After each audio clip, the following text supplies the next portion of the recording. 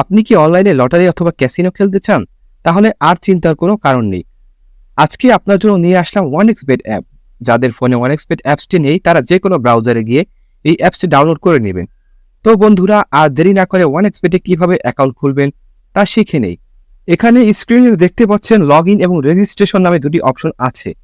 এখানে রেজিস্ট্রেশন অপশনে যাবেন, এরপর ইন ওয়ান ক্লিক অপশনে যাবেন। এখানে প্রথম 3টি পয়েন্ট যা আছে তাই থাক। এখন সবচেয়ে ইম্পর্টেন্ট পয়েন্টে আসা যাক, আর এটি হচ্ছে প্রোমো কোড।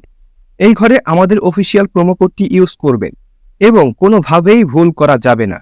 আমাদের কোডটি হচ্ছে BN366। আমি আবারও বলছি, বড় হাতের BN366।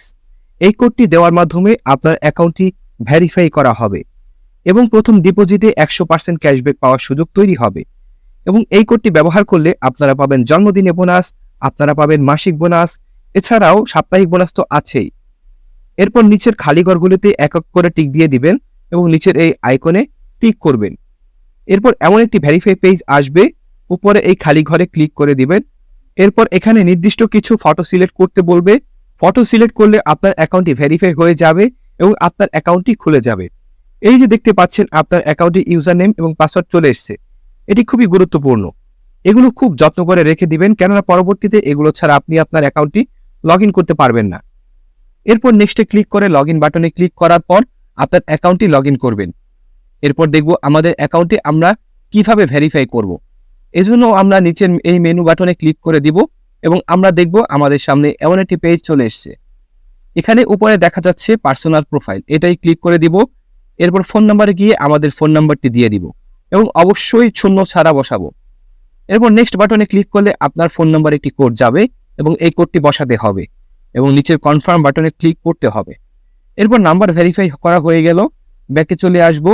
এরপর ফিল ইন পার্সোনাল ডেটাতে ক্লিক করব এবং আমাদের সামনে এমন একটি পেজ চলে আসবে। এখানে সকল তথ্য এনআইডি কার্ডের সাথে মিল রেখে করতে হবে। যদি এনআইডি কার্ড না থাকে তাহলে অন্যটাও ইউজ করতে পারবেন। নামের প্রথম অংশ, শেষ অংশ এবং জন্ম তারিখটি লিখবেন। এরপর জন্ম সাল, মাস এবং তারিখটি লিখবেন। প্লেস অফ বার্থ মানে কোথায় জন্মগ্রহণ করেছেন তা লিখবেন। এরপর রিজিয়ন সিলেক্ট করে দিবেন, তারপর বাংলাদেশ সিলেক্ট করবেন। এরপর সিটিতে ঢাকা রেসিডেন্সে আপনার জেলাটি লিখে দিবেন। ডকুমেন্ট টাইপ সিলেক্ট করে এখানে ন্যাশনাল আইডি সিলেক্ট করবেন এবং সিরিজে 1 লিখবেন। ডকুমেন্টের ঘরে আপনার এনআইডি নাম্বার লিখে দিবেন। যদি এনআইডি না থাকে তাহলে মোবাইল নাম্বার বসিয়ে দিবেন। এরপর ডেট অফ ইস্যুর জায়গায় এনআইডির উল্টো পাশে ডেট অফ ইস্যু ডেট দেওয়া আছে, সেটি বসিয়ে দিবেন। ইস্যুড বাই এর ঘরে বিডি গভর্নমেন্ট লিখে দিব। বন্ধুরা, একবার ভালোভাবে সবকিছু চেক করে নিব এবং সবকিছু ঠিকঠাক থাকলে তাহলে পাশে থাকা এই আইকনে ক্লিক করব এবং ক্লিক করার মাধ্যমে আমাদের অ্যাকাউন্টটি ভেরিফাই করা হয়ে যাবে। এখন আমরা দেখব কিভাবে অ্যাকাউন্টে টাকা ডিপোজিট করা যাবে। ডিপোজিট করার জন্য আমরা ব্যাকে চলে আসব। এখানে উপরে দেখা যাচ্ছে ডিপোজিট বাটন, সেখানে ক্লিক করব এবং আপনারা দেখতে পাবেন এমন একটা পেজ চলে এসেছে। এখানে টাকা ডিপোজিট করার অনেকগুলো মাধ্যম রয়েছে। এখন আমি আপনাদেরকে নগদের প্রসেসটি দেখিয়ে দিচ্ছি। এই জন্য নগদ অপশনে ক্লিক করবেন। এরকম একটি পেজ দেখতে পাবেন। এখানে 300 থেকে 20,000 টাকার মতো ডিপোজিট করা যায়। আমি এখানে 300 টাকা ডিপোজিট করব, তাই এখানে 300 টাকা লিখে দিচ্ছি। এখন কোন নম্বরে টাকা পাঠাবেন তাই তো ভাবছেন? ওই যে উপরে দেওয়া আছে নগদ ওয়ালেট নাম্বার, এখান থেকে নাম্বারটি কপি করে নেবেন। আগেই জানিয়ে রাখছি, এই নাম্বারটি কিন্তু প্রতিবার চেঞ্জ হয়। ডিপোজিট করার আগে নাম্বারটি সেজন্য কপি করে নেবেন। নাম্বার কপি করা হলে সরাসরি নগদ অ্যাপসে চলে যাবেন এবং ক্যাশ আউট করার মাধ্যমে টাকা পাঠাবেন। টাকা পাঠানো হলে এরকম একটি পেজ চলে আসবে। এখান থেকে ট্রানজ্যাকশন আইডিটি কপি করে আপনি চলে আসবেন এবং যেই নাম্বার থেকে টাকা পাঠিয়েছেন তা লিখবেন এবং পরের অপশনে আগেই কপি করা ট্রানজ্যাকশন আইডিটি লিখবেন।